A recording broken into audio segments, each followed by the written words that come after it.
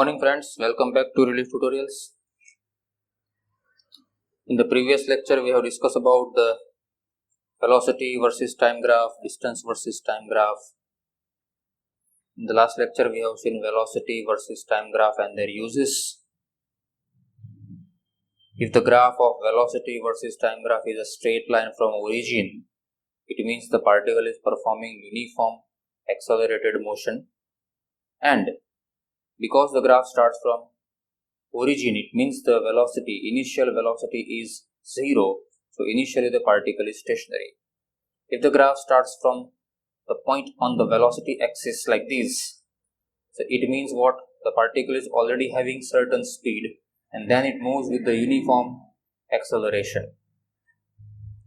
In both these cases, you can say that acceleration is constant. In both these cases, acceleration is constant. In this graph, we can say the acceleration is not constant. So A is not constant. Here the graph moves downwards. It means the velocity gradually decreases. So it is one type of uniform retarded motion. Here the acceleration will be negative. Last type of graph we have seen, if the graph is parallel to time axis, it means the time is going on, but the velocity is not changing. So if the velocity is not changing, it is constant velocity motion, and if the velocity is constant, acceleration is 0. We have seen that if we find slope of velocity versus time graph, it gives the value of acceleration. Okay, and if we find the area cover under graph, if you find the area of the region covered under graph, it gives you the distance traveled by the particle. Now using these informations, using the graph, we are going to derive most important equations of motion.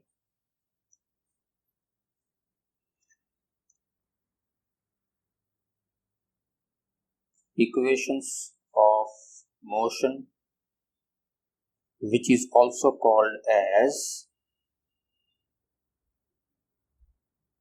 equations of uniform accelerated motion. Remember, these equations which we are going to derive are only applicable when the particle is performing uniform accelerated motion. Remember, these equations are only useful if the particle is performing uniform accelerated motion. We are going to derive these equations using graph. There are many more methods to derive the equations, but we are going to derive these equations by graphical method only. That is only in our syllabus.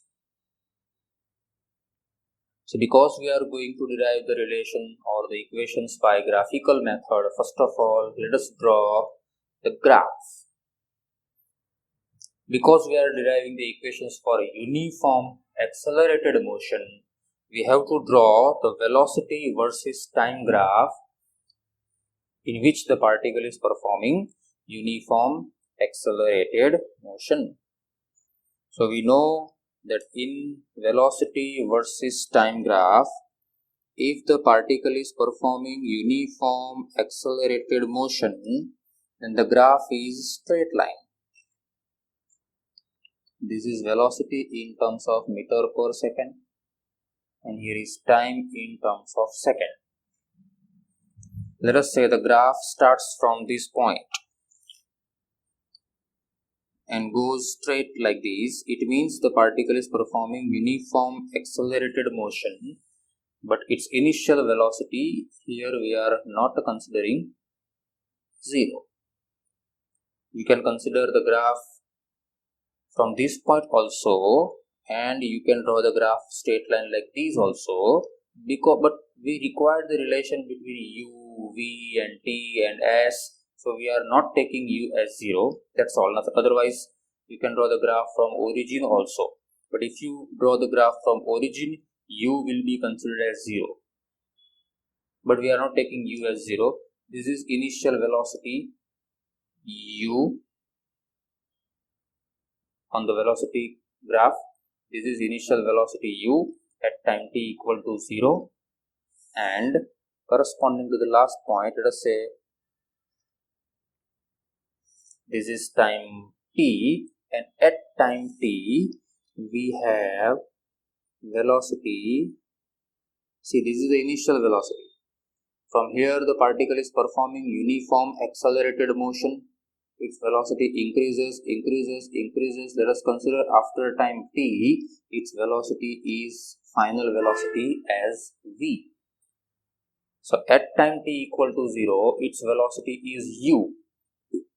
At time t equal to t, its velocity is v. So this is our graph. See, we are going to derive 3 equations actually. Before starting the derivation, let me give you some hint that which relations we are going to derive. First equation we are going to derive is the relation between velocity time. This equation is called as velocity time relation. The equation is v is equals to u plus at. The first equation we are going to derive is v is equals to u plus at. It is called as relation between v and t. Second equation we are going to derive is position time relation.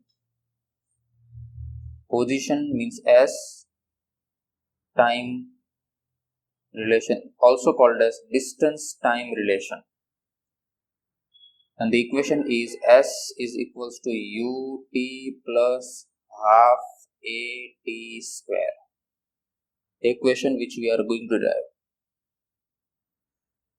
Third, we are going to derive the relation between position velocity means final velocity relation, distance final velocity relation, and this equation can be written by 2 ways. The equation can be written as 2as is equals to v square minus u square, or s is equals to v square minus u square by 2a. Just we are shifting this 2a here. These both are the same equations.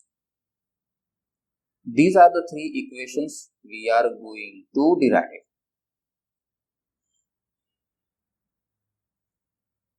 How to derive this?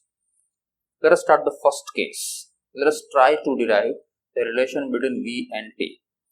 Okay, before that, let us assume the particle. Let us describe that which type of particle you are considering. First of all, we know that these equations are only valid if the particle is performing uniform accelerated motion. So we have to assume one of the particle which is performing uniform accelerated motion. Let a particle moving with uniform acceleration a. Let us say the acceleration is a.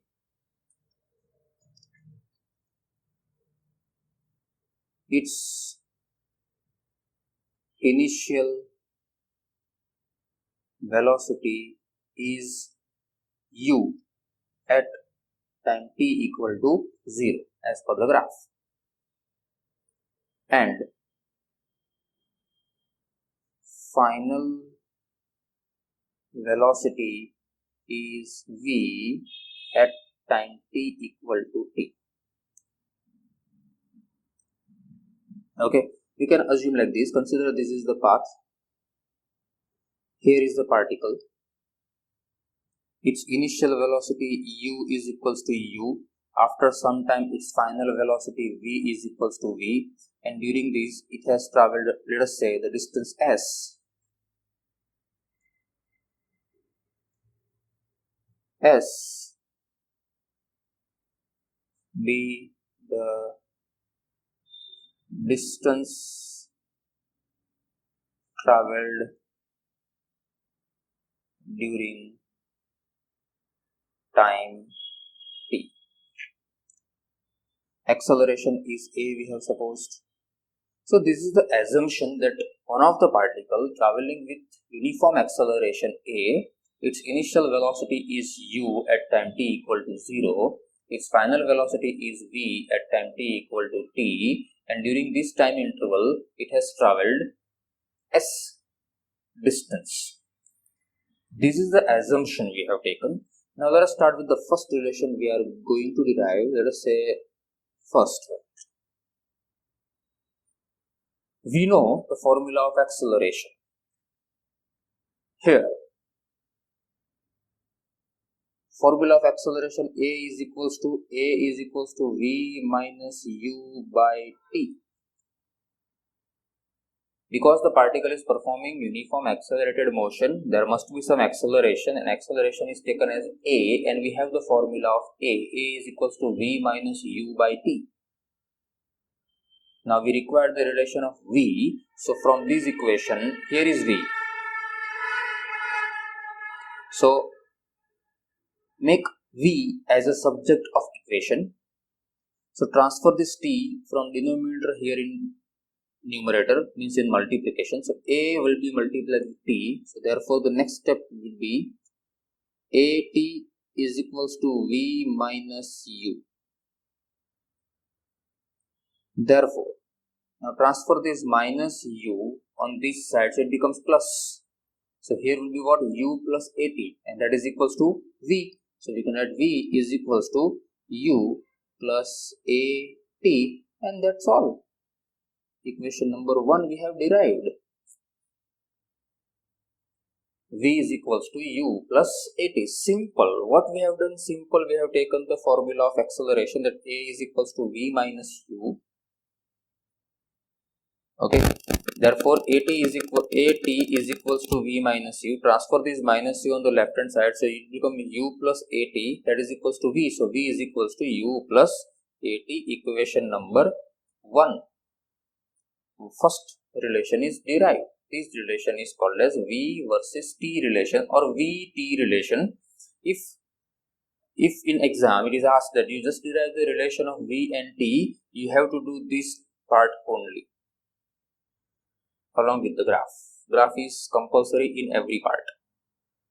Now the second equation we are going to derive, and that relation is of s and t. S means distance. S means distance, and we know that in the velocity versus time graph, S means distance can be calculated by finding area covered under graph. Look at the graph. This is graph, and I think this can be the region. See, look at this. This can be the region covered under graph. Put the points. Let us say this is point A, B, C, and D. So we have to find the area covered under graph if you want to find the distance traveled by the particle. And we require the distance now. So we can say now S is equals to area covered under graph. Now area of this figure, look at this figure A, B, C, D. Can you see it is trapezium? Look at this again. A, B, C, D. Can you see it is trapezium? Having two parallel sides, AB and CD are the two opposite parallel sides, and OC and BC and AD are non-parallel sides. So this is trapezium. We have to find the area of this figure. So let us cut this figure into two parts. If you draw one of the parallel line from this point here, let us say this is point E. So can you see the whole figure is divided into two parts, A, B, C, E rectangle and triangle A, E, B, which is right angle triangle. So if you want to find the area of the whole figure, okay, then you can find the area of this rectangle plus area of this triangle. See, we have a formula to find out the area of trapezium also, but that formula directly we are not going to use. I will tell you the formula also, but later on. Right now what we are doing, we are trying to find out the area covered under graph, and we are dividing the whole region into two parts. One rectangle, area of rectangle is length into breadth, and area of this triangle is half into base into height. Okay, so therefore S is equals to area of the region covered under graph. So can I say that is equals to area of rectangle A, B, C, E plus area of triangle AED.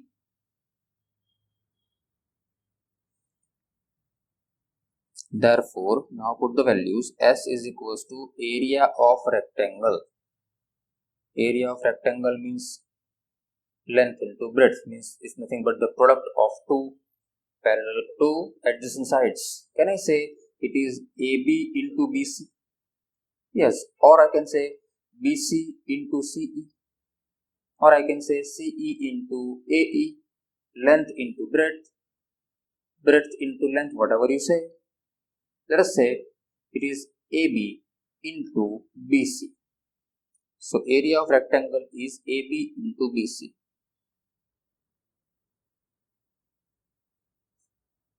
Plus area of triangle AED. Look at this figure. Area of triangle AED. It is half into base into height. So half into base is DE and height is AE. This is hypotenuse in terms of right angle triangle. So we don't have any use of this hypotenuse in finding area. So area of triangle is half into base into heights, half into AE into ED.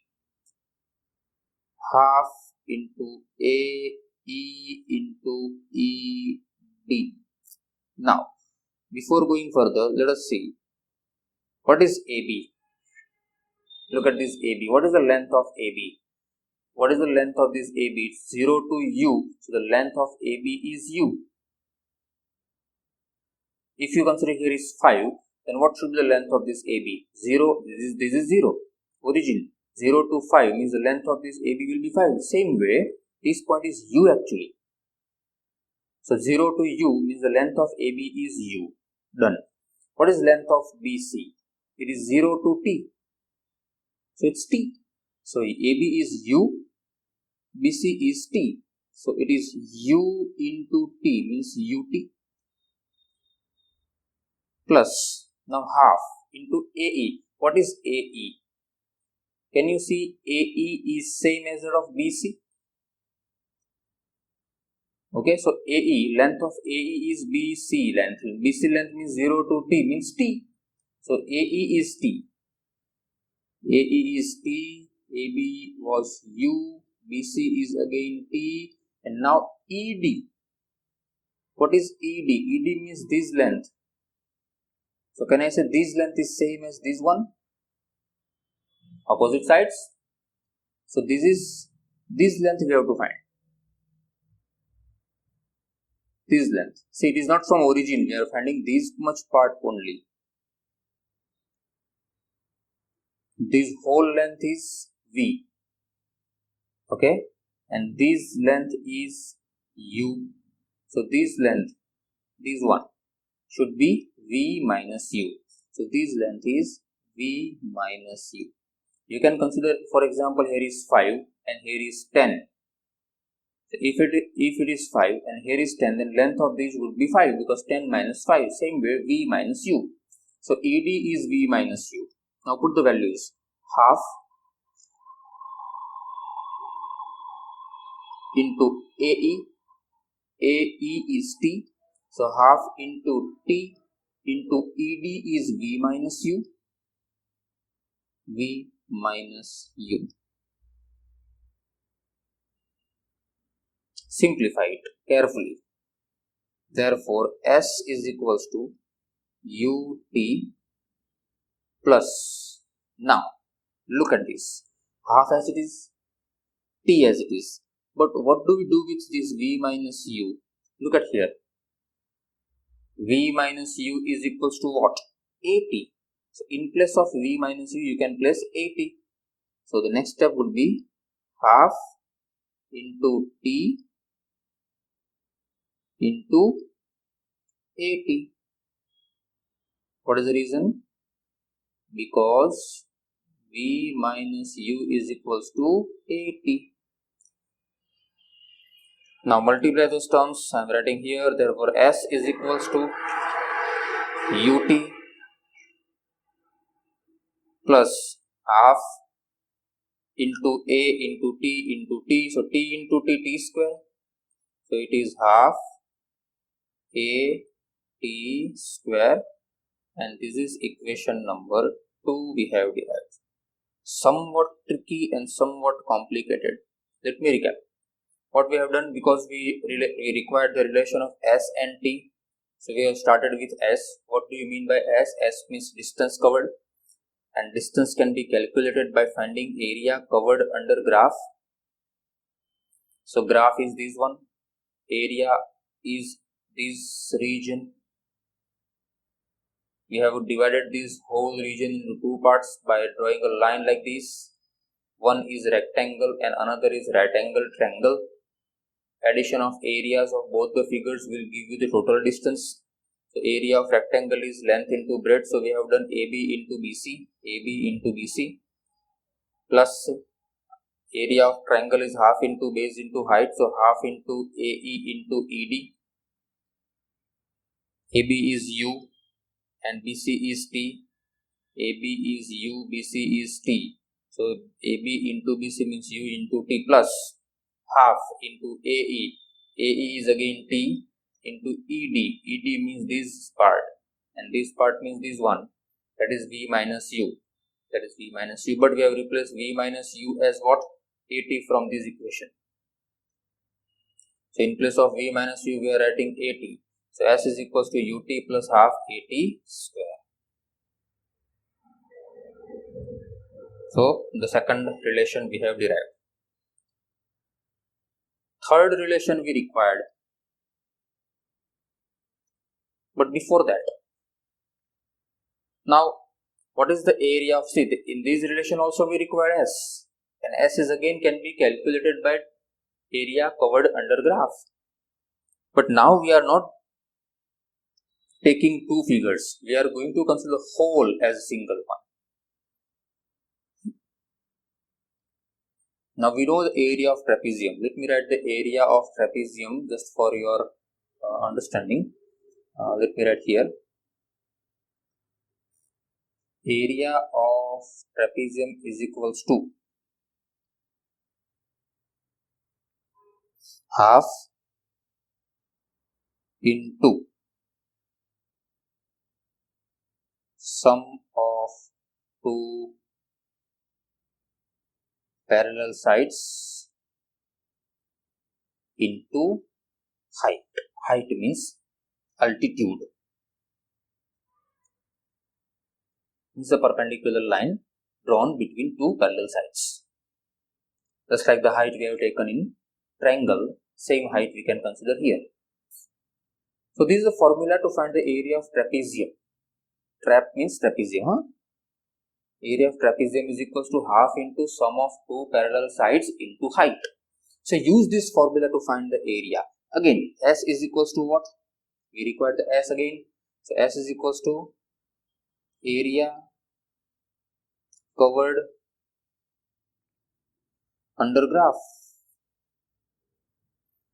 Therefore, S is equals to area of trapezium A, B, C, D. We are not going to consider two parts. Area of trapezium A, B, C, D. Therefore, what is the formula?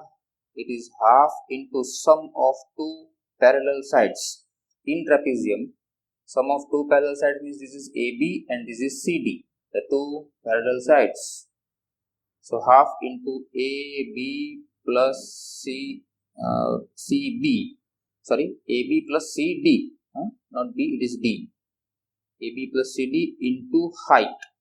Height means perpendicular line. So this is AE you can consider, or you can consider BC. Both are same. Let us say BC. This is the formula of area of trapezium. Again, what is the formula? Half into sum of two opposite parallel sides in trapezium. Let me complete the trapezium here. This is trapezium. What is that? A, B, C, D. So these AB and CD are the two parallel sides. Consider the whole figure. Don't consider these lines. Forget this for some time. So AB, CD are the two parallel sides. So half into AB plus CD into height. Height is this perpendicular line. This is BC, or you can write AE. But if you don't consider AE, BC is there. Both are same. Now put the values. Therefore, S is equals to half into AB plus CD. AB plus CD. Look at this AB. AB is U. Okay. And CD means the whole line. So CD is same as this one. And that is 0 to V means V. So AB, this side is V. So AB is U. So half into U plus V into BC. But BC is T. BC is T. But now the question arises. See the equation we want here. We look at this equation carefully that we are going to derive. It is not having T in the equation. Look at this. There is no time term here, but we have T here. So we have to replace this T. Now from where you replace the T? Again come back here. See, AT is equals to V minus U. If you shift this A in the denominator here, it becomes like this. T is equals to V minus U by A. So we have to substitute T as V minus U by A here. Look at this. S is equals to, look at here, it is half into U plus V. Can I write it is V plus U? Doesn't matter. U plus V or V plus U. Into T, but T is V minus U by A. It is V minus U by A. So all the terms are in multiplication. So all the numerators will be multiplied and all the denominators will be multiplied. Okay. So therefore S is equals to, look at this, in the denominator we have only having 2 and A. So it is 2A. And in the numerator we are having 1 into V plus U into V minus U. So it is V plus U, V minus U. Let me do some rough work here. V plus U, V minus U. It is like this, A plus B into A minus B. The expansion formula mathematically. A plus B into A minus B. So it is A square minus B square. Or not? Same way. V plus U, V minus U. So it will be V square minus U square. So in the numerator we have V square minus U square. So if you see, this is the equation number 3 we have derived here. Now if you shift this 2A here, the equation becomes 2AS is equals to V square minus U square. See, somewhat congested you can see here, but it is necessary because we have a graph on this page, so we have to derive the whole equation on the same page only. So this is the way we can derive 3 equations. See, it will be not easier to remember the whole derivation by watching this video only once. You have to see this video repeatedly. Please students, it's a request to you that you watch this video again and again. You just first follow the first part, then you stop the video, write this in your notebook, try to remember the way, Then second part, what we have done, resume the video again, stop, pause the video, copy in your notebook, try to remember, and then you go for the third part and what method we are following in the second and the third case. In the second and the third case, in both the case we have S. We are starting to derive the second relation and the third relation both from S, but here we are finding the area covered under graph by dividing the whole figure into two parts. And here we are taking the whole figure as a single. It depends on which type of relation we require. That is why we have done this way. Here we are replacing T because in the third relation we don't require T. So we are replacing T by V minus U upon A. So these twists you have to remember. Okay. If you have any doubt, feel free to contact me anytime because these are the most important three relations. At the end of whole equation derivation, you have to remember these three equations because they are very useful in numericals. V is equals to U plus AT, S is equals to UT plus half AT square, and 2AS is equals to V square minus U square, or you can remember S is equals to V square minus U square by 2A. These three equations you have to remember at any time so that we can solve the numericals. In the next lecture, we are going to start numericals. Till then, best of luck.